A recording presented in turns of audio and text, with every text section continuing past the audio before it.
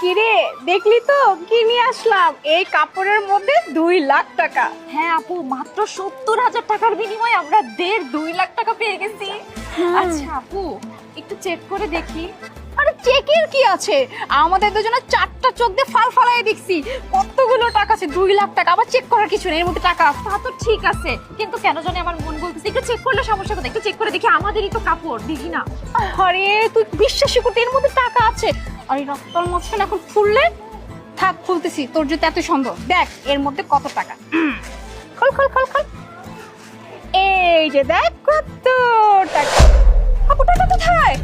হ্যাঁ টাকা কই? এখানে অনেক টাকা ছিল। হায় হায়, এখন আমি বুঝতে পারছি ওই লোক কেন বলছিল যে ম্যাডাম